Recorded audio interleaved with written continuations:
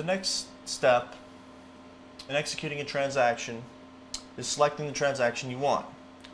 Let's go over each one of these. We have 10 different transactions that can be performed on one or more items. The first one, hold property, is a transaction that changes the status of an item to hold. Hold status is essentially the default status where it can then be transacted upon in other ways. Items not on hold status may not be able to be used in other transactions. Move property transaction is used to move one or more items from one on-site location to a new on-site location. Transfer items out to officer moves the items to an off-site location.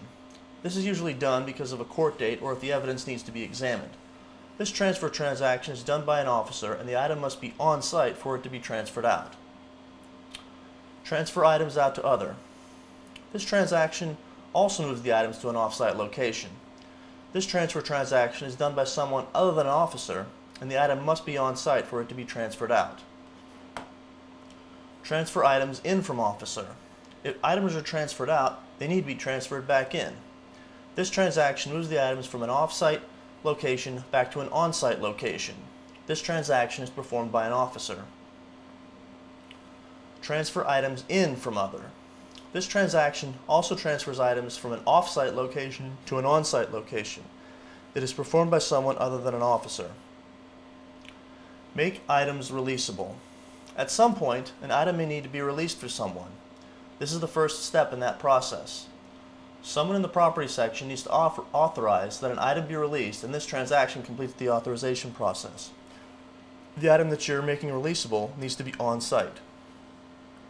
Release item to claimant. This is the second step in the process of releasing an item. This transaction essentially transfers the item out to a person where it will stay. The item must have a status of RTC, that is releasable to claimant, or it must have gone through this previous one. Otherwise, it will not be authorized for release. Make items disposable.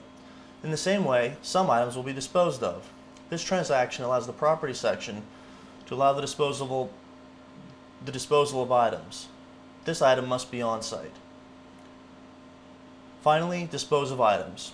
Once an item has been authorized for disposal, this transaction will record the final disposal of the item. An item must first be authorized for disposal. The transaction process is actually very simple. This is step 1. Choose a transaction. For this transaction, we are going to transfer item out to officer. More on the next step.